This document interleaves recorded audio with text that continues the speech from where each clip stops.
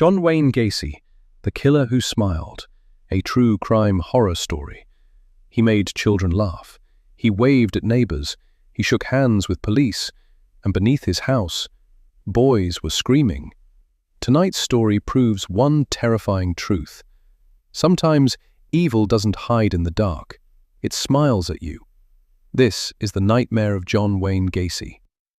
John Wayne Gacy was born in 1942 in Chicago. His father was violent, cruel, never satisfied. John wanted approval. He never got it.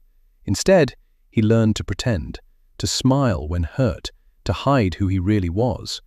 That skill would later help him become invisible. As an adult, Gacy became a successful businessman, a community volunteer, a political supporter, but his most disturbing role, a clown. He dressed as Pogo the Clown, entertaining children at hospitals and parties. Parents trusted him. Children loved him. No one imagined what waited behind his front door. Gacy's house looked normal. Inside, it smelled strange. Beneath the floorboards was a crawl space. That crawl space became a graveyard. Gacy targeted teen boys, runaways, employees. He offered jobs, money, help. Once inside his house, he played a game. He handcuffed them. Then he said, "This is just a trick." But the trick never ended. Gacy strangled his victims slowly. He enjoyed control. Some fought. Some begged. None escaped. After killing them, he buried them. Under his house, in his garage, sometimes dumped in rivers. And then, he went back to work. Back to smiling. Back to being normal. Neighbors complained. A terrible smell came from Gacy's house. He said, "It's sewage." Police believed him, because monsters, according to society, don't wear suits and host parties. In 1978, a missing boy investigation led police to Gacy.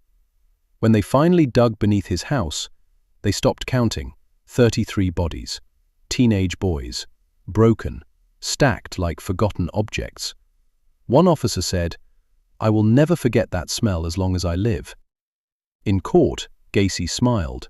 He claimed innocence, then blamed others, then laughed. The jury saw through him. He was sentenced to death. In 1994, John Wayne Gacy was executed. His last meal? Fried chicken. His last words? Nothing meaningful. Even at the end, he showed no remorse. After his death, his house was demolished. But people say, when clowns laugh, some children still feel fear.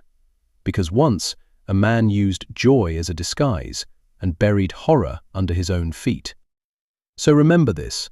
The scariest monsters don't look like monsters. They look like neighbors. Subscribe for more true crime horror stories. Comment which case you want next, because the darkest nightmares once lived next door.